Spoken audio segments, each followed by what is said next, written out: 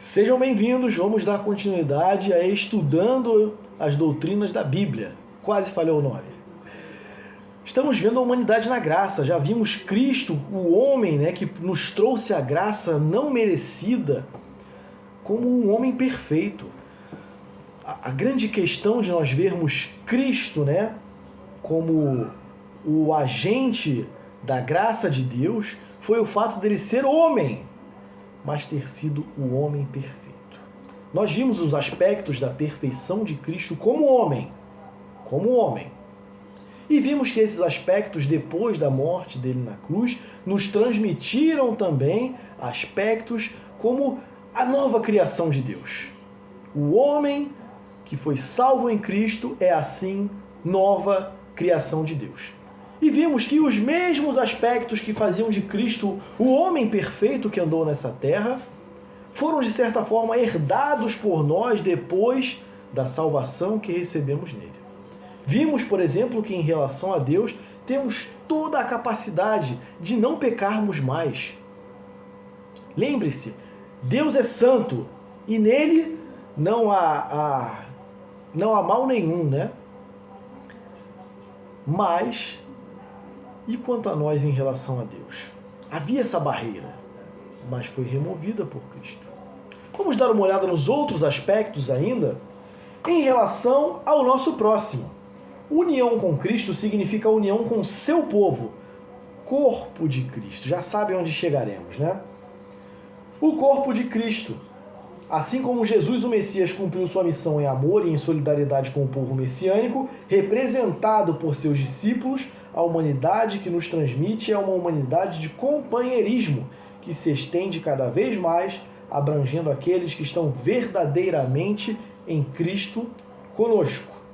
O cristão, como o seu Senhor, é um homem nascido para outros, cujo verdadeiro ser é expresso em serviço humilde a seu próximo e em tudo o que isso implica em todos os níveis. O corpo de Cristo, também conhecido como igreja, será alvo de um capítulo mais à frente que estudaremos. Mas vamos ver o básico aqui, a união com Cristo, trazendo assim a figura do corpo de Cristo. Romanos 12:4, que é o texto que nos traz com clareza o corpo, e 1 Coríntios 12:13. Vamos começar com Romanos 12. Porque assim como num só corpo temos diferentes membros, mas nem todos os membros têm a mesma função, assim também nós, conquanto muitos, somos um só corpo em Cristo, e membros um dos outros, tendo porém diferentes dons, segundo a graça que nos foi dada.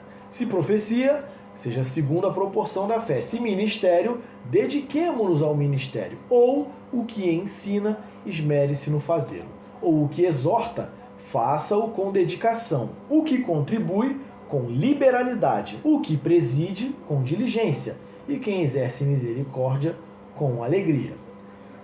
Nós temos aqui, por exemplo... Não, tá certo. Até aqui já é suficiente. Então nós temos aqui bem claro, a intenção de dizer que somos corpo de Cristo. 1 Coríntios 12 vai trazer uma ideia bastante semelhante, até com um pouco mais de exemplos, 1 Coríntios 12, a partir do verso 13, ele coloca aqui para nós. Pois, em um só Espírito, todos nós fomos batizados em um corpo, quer judeus, quer gregos, quer escravos, quer livres, e a todos nós foi dado beber de um só Espírito, porque também o corpo não é um membro só, mas muitos. Se disser o pé, porque não sou mão, não sou do corpo, nem por isso deixa de ser do corpo. Se o ouvido disser, porque não sou olho, não sou do corpo, nem por isso deixa de o ser. Se todo o corpo fosse olho, onde estaria o ouvido? Se todo fosse ouvido, onde o olfato? Mas Deus dispôs os membros, colocando cada um deles no corpo, como lhe aprouve. Se todos, porém, fossem um só membro, onde estaria o corpo? O certo é que há muitos membros, mas um só corpo, Tem até aquela música que diz, somos corpo, e assim, bem ajustado. Não é bem ajustados, é bem ajustado. O corpo, bem ajustado. E aí sim ele diz, totalmente ligados, unidos, vivendo em amor. Portanto, 1 Coríntios 12 traz essa ideia, né? Ainda que sejamos muitos membros, cada um sendo um membro diferente, né? Um olho, uma orelha, um nariz, um dedo, né? Paulo querendo dizer, olha, são diferentes, mas são todos partes de um mesmo todo. E essa é a beleza do corpo de Cristo, é dizer, olha, nem todos são profetas, mas há profetas. Nem todos são ensinadores, mas há ensinadores. Nem todos são presbíteros, mas há presbíteros. Agora uma coisa que fica mais escondido, nem todos são intercessores, ou seja, aqueles que oram, né, o dom da oração, mas há os intercessores. Então, em relação ao nosso próximo, temos aí a ideia do corpo de Cristo. Agora, em relação a nós mesmos, além do mais, recobramos uma percepção real do nosso eu. Isso é importante. Em relação a Deus, e uma libertação cada vez maior de ideias erradas sobre a nossa pessoa. Com um novo realismo e nova humildade, vemo-nos como realmente somos e somos libertos da preocupação com nós mesmos à medida que nos norteamos em relação a todo o desígnio de Deus. Tem dois aspectos nisso aí, já vamos falar. Nosso respeito próprio aumenta, pois a despeito da desaprovação que nos é revelada, da depravação que nos é revelada, reconhecemos-nos como criaturas e filhos de Deus, objeto de seu poderoso amor. Reconhecemos-nos, outro sim, nossas habilidades inatas e dons espirituais. Bom, em relação a nós mesmos, veja o que ele fala. Novo realismo, nova humildade, vemos-nos como realmente somos e somos libertos da preocupação com nós mesmos. O que isso diz para nós? Primeiro, nós vemos a nossa mudança de natureza, né? Já não sou eu que vive, mas Cristo vive em mim. E esse viver que agora tenho, vivo pela fé em Cristo Jesus que morreu por mim. Isso é Gálatas 2:20, né? Citei mais ou menos, a mente falha, né? São muitos versículos para decorar e às vezes a mente falha. Vamos lá, Gálatas 2:20. Logo já não sou eu quem vive, mas Cristo vive em mim, e esse viver que agora tenho na carne, vivo pela fé no Filho de Deus, que me amou e a si mesmo se entregou por mim. Agora, vejam só, há dois aspectos, né? Primeiro, eu tenho a certeza de que não existe preocupação com a condenação. Agora, vejam bem, se não existe preocupação com a condenação, eu tenho certeza que eu jamais estarei ameaçado. Certo ou não? Esse é um assunto que muito se discute, né? Eu não vejo, vou ser sincero, não vejo motivos para haver discussão sobre esse assunto. Perda da salvação. Ora, imaginemos da seguinte forma, né? Se nós fizermos um raciocínio lateral, não um raciocínio direto. Olha, eu sou salvo, mas eu pequei muito, perdi a salvação, tenho que recuperar a salvação de novo. Esse é um raciocínio direto, inconclusivo e que não ajuda muito nós entendermos, né? Certeza da salvação. Imagine que uma pessoa, né? Isso acontece.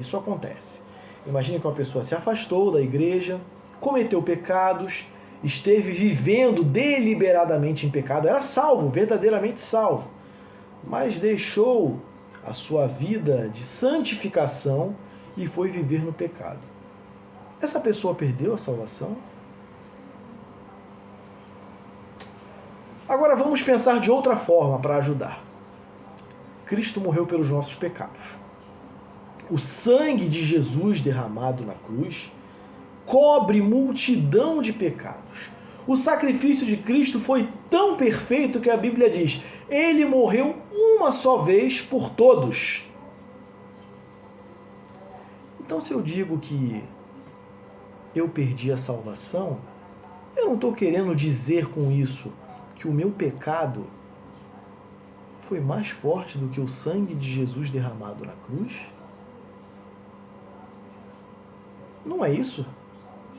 eu perco a salvação. Ou seja, qual é o único motivo de se perder a salvação? Pecado. Ah, então o pecado que eu cometi, ele é mais poderoso do que o sangue que Jesus derramou na cruz. Não parece uma ideia certa, né? E de fato não é. Não existe possibilidade do pecado vencer o sacrifício de Cristo, o sangue de Jesus derramado na cruz. Não há. Como a Bíblia diz, o sangue cobre multidão de pecados, né? Vamos achar esse versículo. É necessário, às vezes, a gente lembra de um versículo na hora, né? E é necessário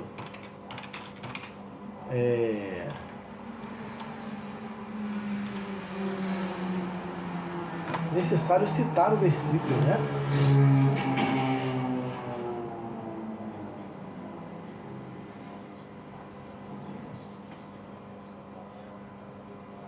Talvez eu tenha citado errado. 1 Pedro 4,8. Vamos ler 1 Pedro 4,8. Não é o sangue de Jesus, né? É o amor. Vamos ver 1 Pedro 4,8. Acima de tudo, porém, tende amor intenso um para com os outros, porque o amor cobre multidão de pecados. E quanto ao sangue de Jesus?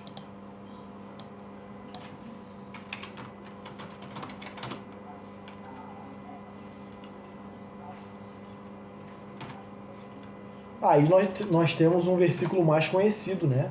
Que é 1 João 1,7, que é mais fácil. Aí sim, esse não deixa dúvida nenhuma para nós. 1 João 1,7 diz o seguinte: se porém andarmos na luz como ele está na luz, mantemos comunhão uns com os outros, e o sangue de Jesus, seu Filho, nos purifica de todo pecado.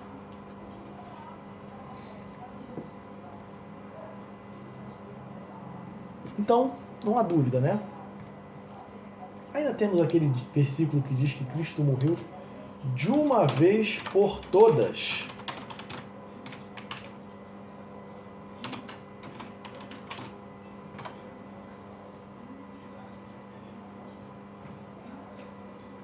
Romanos 6,10. Vamos vê-lo? Romanos 6,10.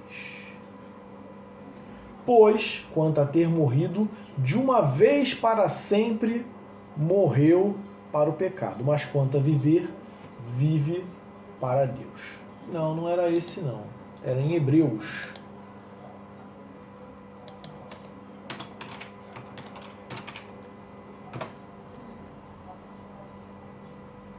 Hebreus 9, 27 e 28. Esse é o versículo que nós estamos procurando para encerrarmos de uma vez essa discussão. Hebreus 9, 27 e 28. E assim como aos homens está ordenado morrerem uma só vez, vindo depois disso o juízo, assim também Cristo, tendo oferecido uma vez para sempre, para tirar os pecados de muitos, aparecerá a segunda vez sem pecado aos que o aguardam para a salvação.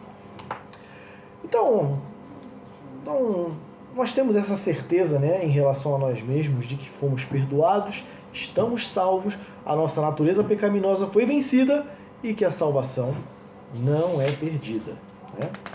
Existe, ele usou a palavra aqui, né? Existe, não é só clareza, é tranquilidade. Existe tranquilidade por eu saber que nada ameaçará a minha vida eterna com Deus. Em relação à ordem criada, vamos nós de novo. Adquirimos novo respeito e senso de responsabilidade quanto ao mundo criado e suas espécies. Verdade, porque nós entendemos finalmente que o decaimento do mundo que nós vivemos é fruto do pecado. E se nós entendemos que é fruto do pecado e nós passamos a rejeitar o pecado, nós entendemos que isso fará bem para a criação de Deus. E por fim, em relação ao tempo. A regeneração nos leva através de uma crise, que a Escritura chama de participação com Cristo em sua morte, Gálatas 2:20, mais uma vez, que nós já lemos tantas vezes, né? A nova pessoa, portanto, já passou para além da sepultura, embora, num sentido físico temporal, tenhamos de sofrer ainda a dissolução do corpo. Nem todos dormiremos, mas todos com Cristo estaremos. 1 Tessalonicenses 5, né? Vamos ver isso? Não. 1 Coríntios 15, perdão. 1 Coríntios 15.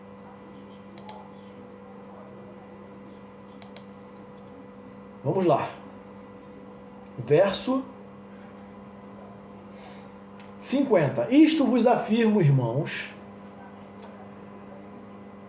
que a carne e o sangue não podem herdar o reino de Deus, nem a corrupção herdar a incorrupção. Eis que vos digo um mistério: nem todos dormiremos, mas transformados seremos todos. Razão, né? Necessitamos disso para estarmos com Deus. A carne e o sangue não podem herdar o reino de Deus. Por isso, transformados seremos todos. A nova pessoa, portanto, já passou para além da sepultura, embora no sentido físico temporal tenhamos de sofrer ainda a dissolução do corpo. A morte, em seu terror, e o juízo como salário do pecado se encontram para sempre afastados de nós. Esta verdade é significativamente refletida nas referências ao dom da vida eterna concedido por Deus. João 3,16, mas a todo que nele crê, Deus amou ao mundo de tal maneira que deu seu Filho unigênito para que todo aquele que nele crer não pereça, mas tenha a vida eterna. Ponto pacífico.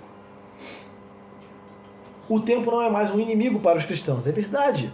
Muito bem colocado. O tempo não é mais um inimigo para os cristãos.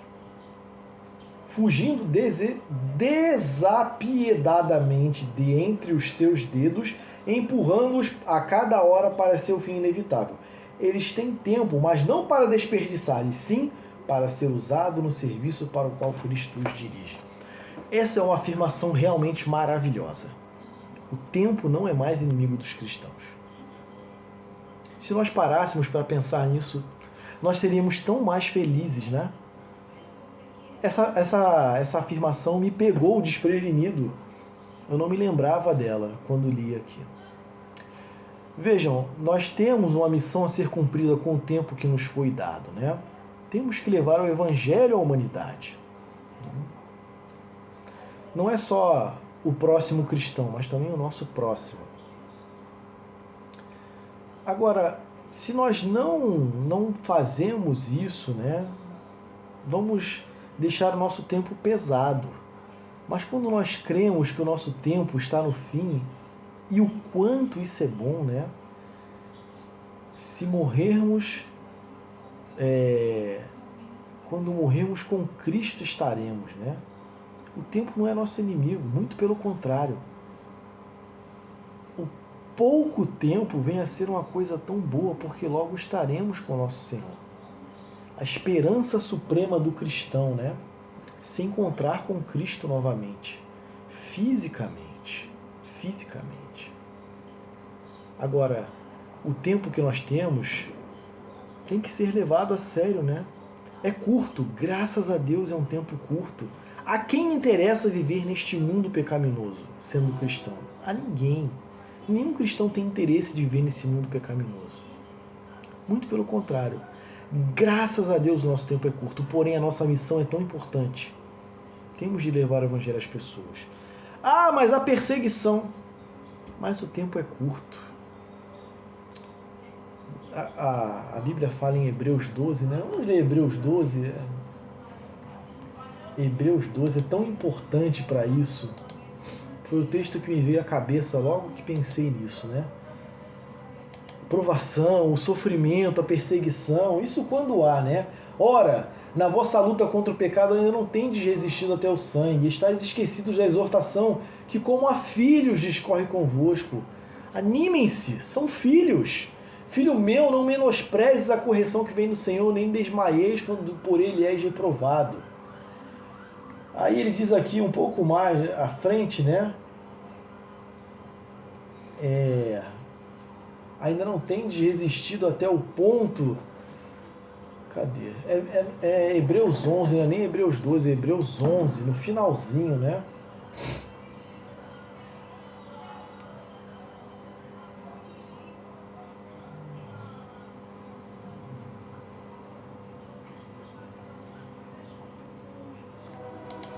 Deixa eu ver aqui.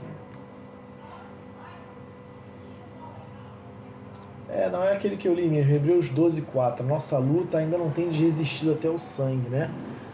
A nossa provação ainda não é tão grande assim. Cristo deu sua vida por nós, sendo feito maldição em nosso lugar. E nossa, é por um tempo muito curto, né? 1 Pedro 4 também vai falar desse curto tempo que nós temos, mas de uma forma também muito bela, né? 1 Pedro 4,12, se não me engano. Amados, não estranheis o fogo ardente que surge no meio de vós, destinado a provar-vos, como se alguma coisa extraordinária vos estivesse acontecendo. Pelo contrário, alegrai-vos na medida em que sois coparticipantes do sofrimento de Cristo, para que também na revelação da sua glória vos alegreis exultando. Não sofra, porém, nenhum de vós, né? Mas se sofrer como cristão, não se envergonhe disso, antes glorifique a Deus com esse nome. Em algum outro ponto, talvez Paulo fala, né? Se por um pouco de tempo temos sido provados, né? 1 Coríntios 12 vai nos dar algo para nos trazer à luz, né?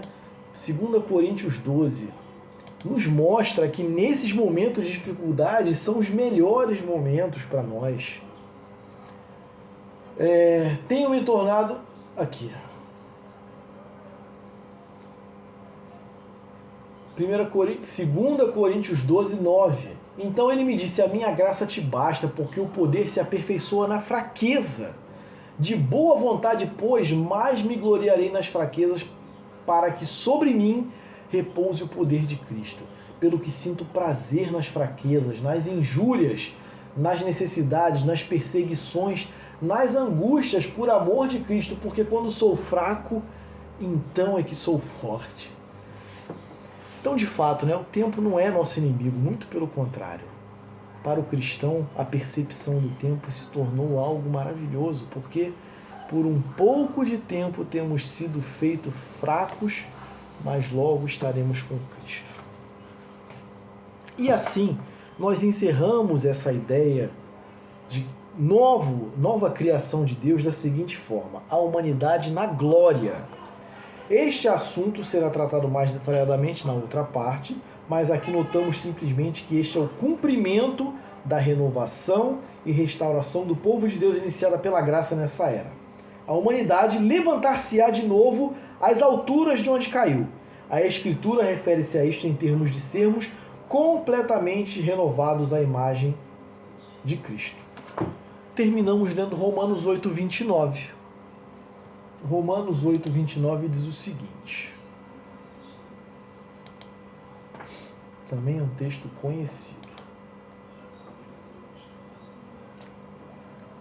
Porquanto, aos que de antemão conheceu, também os predestinou para serem conformes à imagem de seu Filho, a fim de que ele seja o primogênito entre muitos irmãos.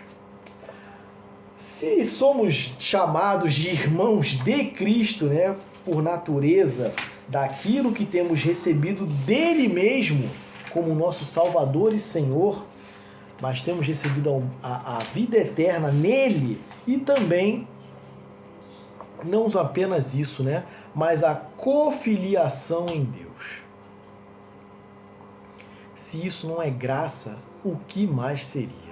Nós não somos de forma alguma merecedor de um mínimo de tudo isso que temos falado assim, aqui. Mesmo assim, temos recebido. Deus abençoe a maravilhosa graça que Ele nos deu, porque realmente não somos merecedores. Deus abençoe a vida de cada um que tem recebido, né, e entendido isso, porque realmente não somos merecedores, mas temos alcançado em Cristo Jesus. Fiquem com Deus. O nosso próximo tema, a nossa quarta parte do estudo será a pessoa e a obra de Cristo. Vamos retornar nesse tema, né? Porque falaremos da humanidade de Jesus Cristo como nosso primeiro tema. Mas estaremos olhando com mais profundidade. Fique com Deus. Até o próximo vídeo.